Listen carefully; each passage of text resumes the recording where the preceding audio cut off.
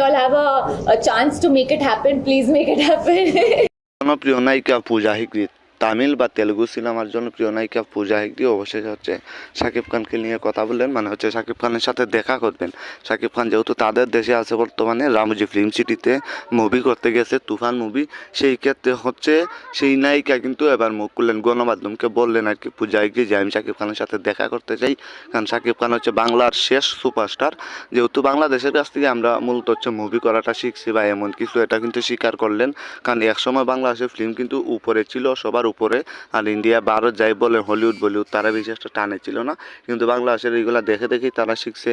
তো পূজাইকে বললেন যে আমি শাকিব খানের সাথে দেখা করতে চাই, শাকিব খানের সাথে কথা বলতে চাই, তার সাথে একটু আড্ডা দিতে চাই। বলা যায় না তার সাথে যদি আমার কেমিস্ট্রি বনে, তাহলে হয়তো তার সাথে খুব শীঘ্রই আমার একটা মুভি আসবে। এবং ওই জায়গায় যেহেতু বাংলাদেশের একজন পরিচালক আছে রায়হান রাফি, হলে হতেও পারে। আর রায়হান রাফি তো বুঝেনি super duper hit hit hit movie উপহার দেওয়া পরিচালক, তো খুব শীঘ্রই হয়তো আমরা দেখতে পারবো তুফান মুভির যে নায়ক, বা তুফান মুভিতে যদি কোনো অংশে থাকতে পারেন তাহলে তারা ভালো হয়। তবে এটাতে থাকবেন না আশা করা যায়, নতুন করে মুভি করবেন আর কি পূজা হেগড়ে শাকিব খানের সাথে। আমরাও চাই যে পূজা হেগড়ে এবং যে শাকিব খান তারা দুজন মুভি করুক। আর আপনারা জানাবেন আপনাদের মন্তব্য যে পূজা হেগড়ে আর শাকিব খান যদি এক হয় বা মুভি করে, তাহলে সেই মুভিটা কেমন হবে, আপনারা কি পছন্দ করবেন? যাই হোক, এটা জানিয়ে দিবেন। ভালো থাকবেন, সুস্থ থাকবেন, দেখা হবে আবারও নতুন কোনো ভিডিওতে।